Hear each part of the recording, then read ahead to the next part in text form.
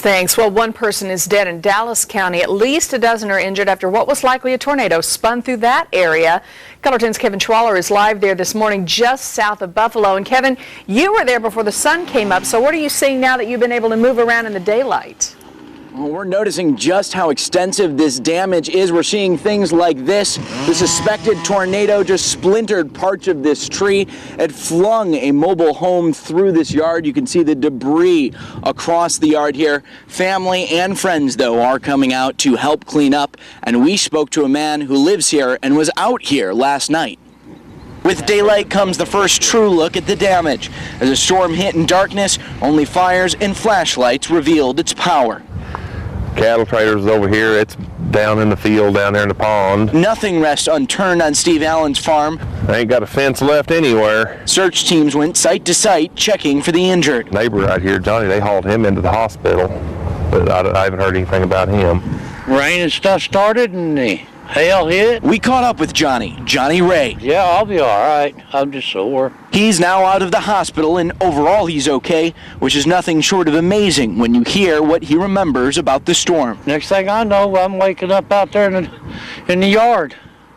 That's about, I mean, it's short and sweet, that's all I can say. You don't remember? This was not much of anything. Just since we have daylight, it's going to make it a whole lot easier. Hours after the likely tornado, the Dallas County Emergency Management Director announced all of the people reported missing had been found. At least 12 people were injured and one person had died. It could have been a lot worse had it hit somewhere else. That's for sure. She probably will. Ask herself.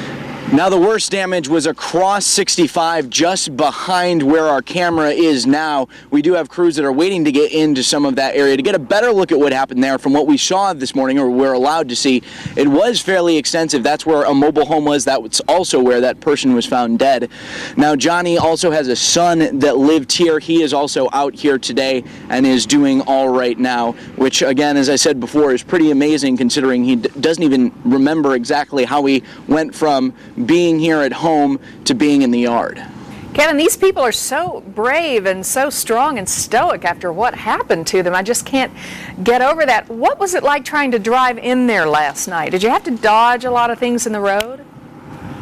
We surprisingly did not. In past tornado coverage that I've done, we did have to do a lot of that.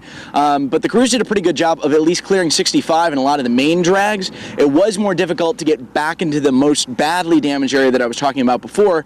A lot of that, though, was because of the strong presence of emergency crews over there. You could tell there was a lot of presence out there last night reading Twitter and people retweeting and reporting what they were seeing. Wow, Kevin Schwaller live for us today. Kevin, thanks so much. Well,